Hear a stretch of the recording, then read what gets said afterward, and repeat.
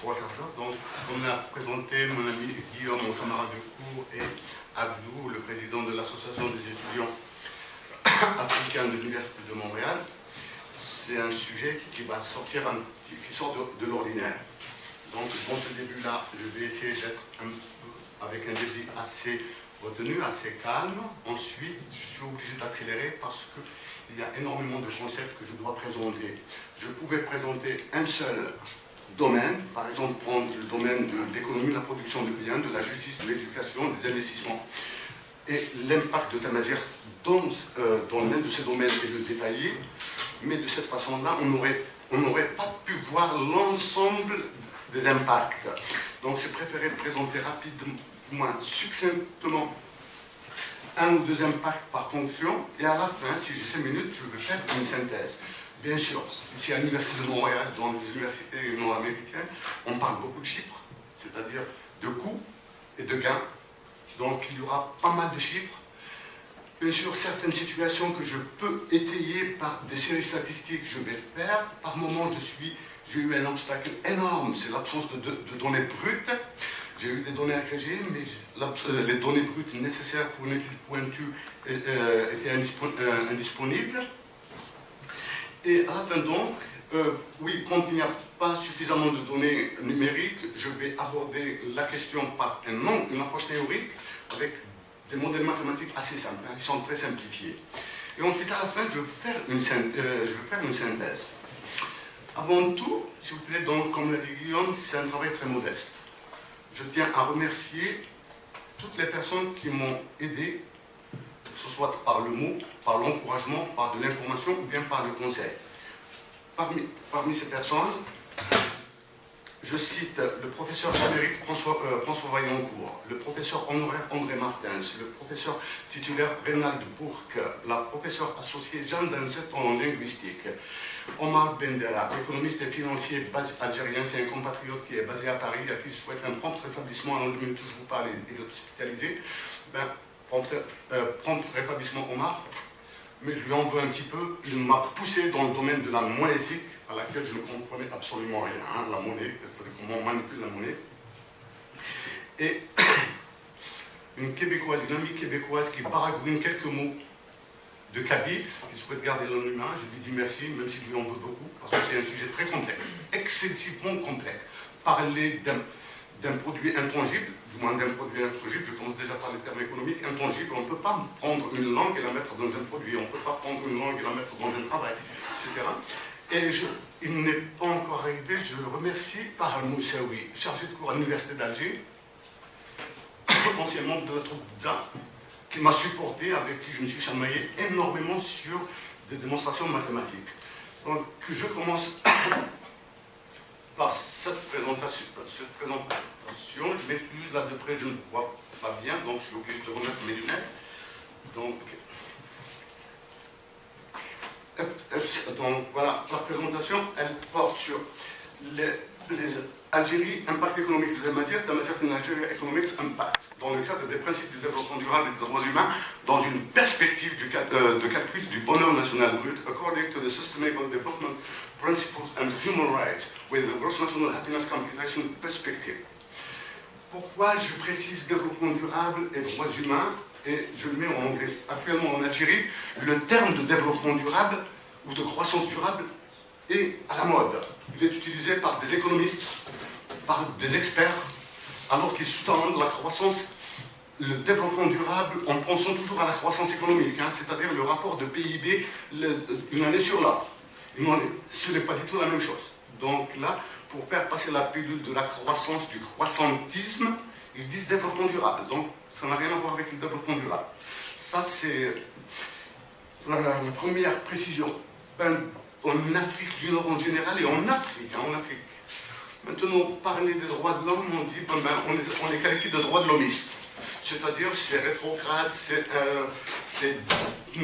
révolu, c'est plutôt, ça n'a rien à voir au XXIe siècle et on n'en a rien. Donc, je passe. Quand j'étais enfant, je pense à un moment d'émotion. Il n'y a pas un meilleur endroit que l'Université de Montréal. Quand j'étais enfant, j'ai commencé ma scolarité, j'ai quitté l'école. Ensuite, j'ai repris l'école. Donc, Daï ou Saada, en Kabyle on dit Daï ou Saada. Et Mohamed Saleh Slimani, on dit en Kabyle on dit Saleh Ishmtiran. Et Dahman. Bon, donc j'ai repris mes études après. Ils m'ont aidé beaucoup pour reprendre mes études. Les deux premières personnes étaient pauvres.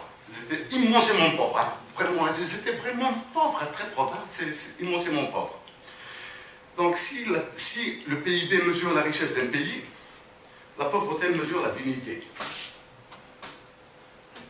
Dans cette présentation, donc, je vais parler rapidement de certaines considérations générales, des énoncés normatifs et d'un portrait numérique de l'Algérie. Ensuite, je passerai à la justice, c'est-à-dire quel sera l'impact de Tamazir dans le domaine de la justice, dans la santé, dans l'éducation et dans le capital humain.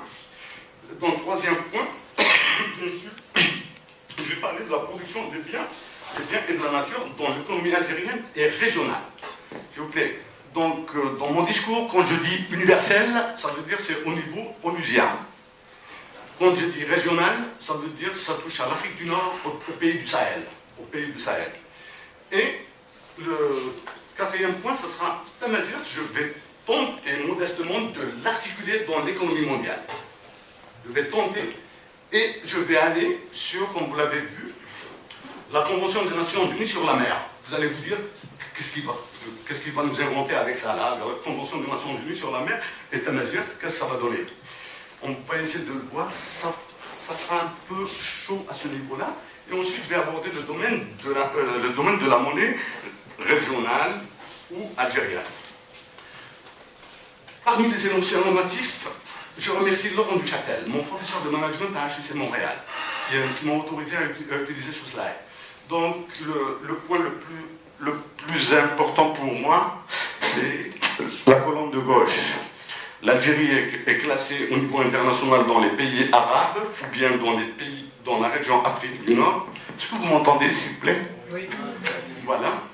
Donc, à HEC Montréal, en 2012, on apprend principe de l'unité en islam, c'est le principe de l'unité de la fraternité, compensation relative à l'effort fourni, le travail et le don de Dieu, principe de la distribution équitable. Ça, c'est à HEC Montréal en 2012. En 2014, janvier 2014, je remercie M. Chihab Chachour, s'il vous plaît, ça c'est important, qui m'a autorisé à utiliser ce document dans le cadre de l'économie du monde arabe. Donc là, le point qui m'intéresse le plus, c'est la justice économique et sociale sur Terre doit réduire les inégalités sans les supprimer. Ça, c'est un énoncé normatif. Et dans la période de questions, je vais revenir sur des principes économiques utilisés en Tamazir, particulièrement dans ma région natale, pour ne pas interférer avec les autres régions amazigophones en Algérie et dans le sud de l'Algérie et dans le nord du Sahel. Ça, c'est pour rester dans l'honnêteté intellectuelle. On attaque avec les langues maintenant. Est-ce qu'on peut imaginer Montréal sans le français ou sans l'anglais?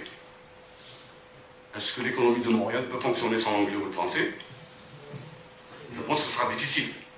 Est-ce qu'on peut supprimer le français à Montréal? Ça sera très cher. Est-ce qu'on peut supprimer l'anglais? Ça sera très cher aussi. Donc les deux fonctionnent ensemble. Si Montréal et le Québec fonctionnent avec deux langues, donc l'Algérie et les pays où on parle Tamazir pourraient fonctionner avec deux langues. Deuxième, à Montréal, il y a maintenant, on commence à voir l'apport des cultures et des religions, surtout dans la restauration. On le voit. Ça, on le voit un peu partout, aux États-Unis, en France, etc. Et on dit, dans les universités nord-américaines en général, on commence à intégrer dans l'enseignement des langues mineures ou difficiles. Exemple, Tamazir qui est enseigné à la demande au Michigan State University. Vous avez aussi, ici à l'université, le breton, ça fait à peu près 6 mois qu'il a été intégré à Harvard. Ça a fait un boucan en France. Troisième, le catalan, ça fait à peu près 1 mois depuis qu'il a été intégré dans la carte des langues à l'Université de Montréal. Et vous avez le chinois à HEC Montréal. Maintenant, dans les domaines théoriques, ceux qui ont tenté d'approcher les impacts économiques d'une langue utilisent. L'équipe de François Écran à Genève, de l'Université de Genève avec qui j'ai échangé, utilise le modèle que nous appelons le modèle de Cobb-Douglas, qui est de cette forme. A, c'est un coefficient de technologie, F, c'est la fonction, K, c'est le capital physique, L, c'est le capital humain, avec alpha, bêta et alpha plus bêta égale 1, c'est ce qu'on appelle un système homogène, c'est-à-dire on considère que c'est dans le cadre d'une économie à concurrence pure et parfaite avec alpha plus bêta égale 1, c'est l'homogénéité, c'est-à-dire c'est le rendement constant. Ça, c'est l'équipe de François Grain. L'équipe de Céline Carrère et Maria Massoud utilise un modèle de gravité de données qui a été développé par Paul Krugman. L'information qui m'intéresse le plus ici, vous la voyez, c'est L qui est là, entre parenthèses D, c'est la distance entre deux pays, et l'autre LC qui est la longue commune entre deux pays. Dans notre cas, laissez le modèle Cobb-Douglas tel qu'il a été utilisé par François Grain, impossible, il ne répond pas à nos besoins. Donc, nous allons y aller sur l'extension du modèle Cobb-Douglas. Je ne sais pas si on peut l'appeler modèle Cobb-Douglas avec une troisième valeur. Donc, on tente d'introduire la troisième n, la troisième variable qui est n. Donc, s'il te plaît. Excusez-moi, je vais voir comment fonctionne ce pointeur, je n'ai pas l'habitude. Ah, voilà. N, c'est des ressources naturelles, puissance gamma. Maintenant, les questions à lesquelles je n'ai pas de réponse. Alpha et bêta et gamma appartiennent à R. Gamma doit être inférieur ou égal à 1,8. Ça, c'est une constante définie par le programme des Nations Unies qui définit la soutenabilité de la planète. Est-ce que alpha plus bêta doit être inférieur ou égal à gamma? Actuellement, je n'ai pas de réponse à ça. Et la condition d'homogénéité doit être supprimée. C'est-à-dire, dans le modèle de Cobb-Douglas, alpha plus bêta doit être égal à 1. Ici, on les supprime. Alpha plus bêta plus gamma ne doit pas être, la somme ne doit pas être égale à 1. Est-ce qu'il sera facile de résoudre ce système d'équation linéaire? Je ne sais pas.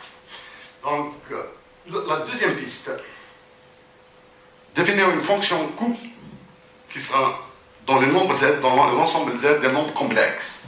H, qui sera une fonction du coût fixe, tangible, plus une partie imaginaire I, qui sera constituée des coûts variables tangibles et des coûts variables intangibles.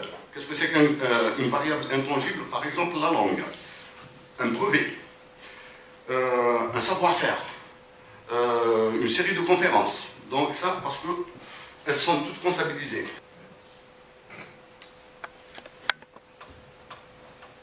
Ah, pour le GNH, le Gross National Happiness, c'est un indicateur qui a l'avantage d'être malléable, hein, c'est-à-dire qu'on peut jouer avec toutes les variables que nous avons ici. En Algérie, on ne peut pas demander à une personne de combien vous gagnez du mois. On ne peut pas lui dire que vous gagnez actuellement le RNB par habitant en Algérie, il est de 4 468 $ par année. Vous n'allez pas lui dire que vous gagnez 4 468 $ par année, mais il va tomber des nues là. Hein. Donc cet indicateur, par exemple, on peut le remplacer par l'inflation. En Algérie, on ne peut pas demander à une personne combien donation. Voilà. Donation and money. Time, il peut dire. Mais pour la monnaie, un Algérien ne peut pas vous dire combien il donne d'argent à quelqu'un d'autre. Mais par contre, vous lui poser la question sur Fundamental Rights, il risque de vous raconter toute sa vie là. Hein. Et sur the speak native language, c'est le topo, hein, c'est le sujet. Donc, et vous avez d'autres indicateurs qu'on peut. Ben ça, les chiffres que vous voyez entre parenthèses, c'est ce qu'on appelle les pondérations. Maintenant, Tamazir. En Algérie, on entend de Tamazir qu'on dit identité de Tamazir langue et culture, il a aussi entendu berbère, une domination non consensuelle. Ibn Khaldoun a écrit l'histoire des berbères, donc le mot berbère existe. Katib Yassine, écrivain algérien, qualifie ce terme de barbarisme. Donc là, il n'y a pas un consensus. Son alphabet est de 33 caractères, il s'appelle le tifina. Il s'écrit actuellement, il s'écrit de gauche à droite, mais l'écriture de droite à gauche a été attestée. En plus de l'Afrique du Nord, les Tamazirs sont parlés au Mali, Niger, Mauritanie, Tchad, Nigeria, Burkina Faso. À ces pays, ajoutés l'Égypte et les îles Canaries. Maintenant, illustration. Ben, en haut, c'est l'écriture, c'est le tifinard. C'est le tifinard. Je suis désolé, bon, je n'ai pas étudié le Tamazir à l'école, bon, je sais un petit peu écrire mon nom, mais pour le reste, que dalle. Donc, je vais vous lire de Transliteration. إمدنا نكمل تسلل اللي نسوون الحماس ديزارفان ورسن تمسكويت العقل ويسكت لي ما تقراسل translation in English, all human beings are born free and equal in dignity and rights. They are endowed with reason and conscience, and should act towards one another in the spirit of our brotherhood. Donc là, je commence avec la justice. Maintenant, je rentre dans le domaine économique, puisque c'est la justice et le droit, donc je vais commencer à aller vers le droit, l'économie et les coûts. À partir de maintenant, je vais calculer.